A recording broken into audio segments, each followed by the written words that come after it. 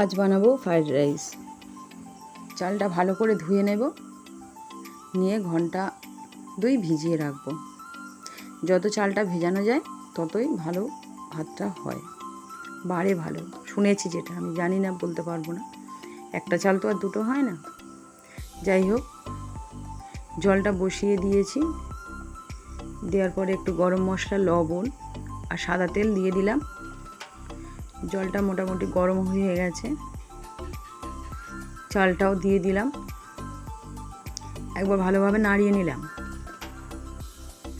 আর সবজিগুলো আগে থেকে ভেজে রেখেছি। মটরশুঁটিটা আলাদা করে ভাজিনি, কারণ মটরশুঁটিটা আলাদা করে ভাজতে হয় না, ওটা নরম। এটা অনেক দিনেরই ভিডিও, এডিট করা হয়নি, তাই আপনাদের সঙ্গে শেয়ার করা হয়নি। ওদিকে বাজারও করে নিয়ে এসছে, ভাতটাও নামিয়ে নিয়েছি। আর ক্যাপসিকাম কেটে নিয়েছিলাম। ক্যাপসিকামটা তাড়াতাড়ি হয়ে যায় বলে আমি আর ভেজে রাখিনি। অন্য সবজিগুলো আগে থেকে ভেজে রেখেছিলাম।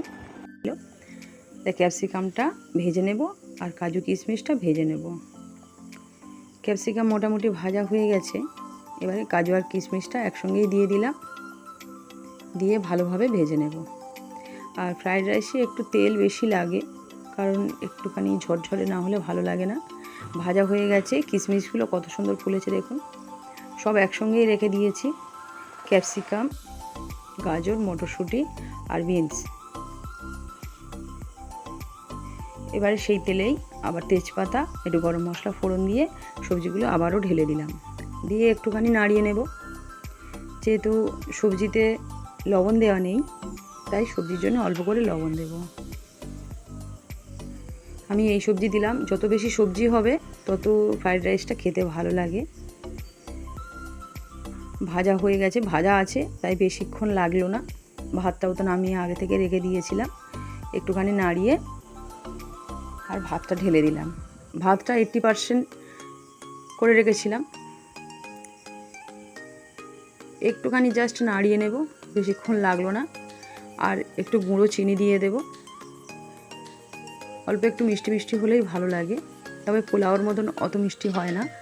কাজু কিশমিশটা মুখে পড়লে তখন মিষ্টি মিষ্টি লাগে, বা গাজর আছে ওটাও মিষ্টি। সব কিছু ভালোভাবে নাড়িয়ে নিয়েছি, নিয়ে এবারে গুঁড়ো চিনিটা দিয়ে দেবো। এটাও ভালোভাবে নাড়িয়ে নেব। বেশি চিনি দিলাম না, কারণ আমাদের একটু মিষ্টিটা পছন্দ করে না। আর একটু গোলমরিচের গুঁড়ো দিয়ে দিলাম।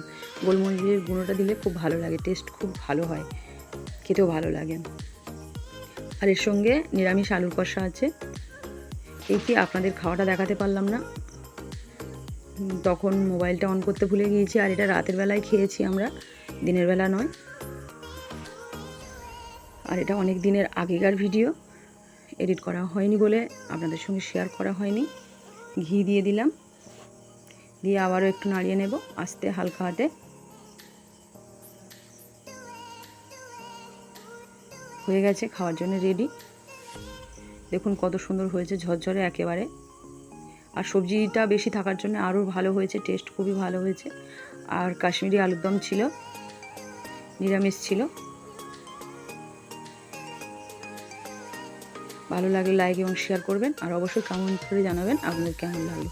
আর আলুর দমের কালারটা একটু দেখে নিন, কত সুন্দর হয়েছে। আগে থেকেই করে রেখেছিলাম। এইভাবে একবার বানিয়ে খেয়ে দেখুন, অবশ্যই ভালো লাগবে। আর কমেন্ট করে জানাবেন।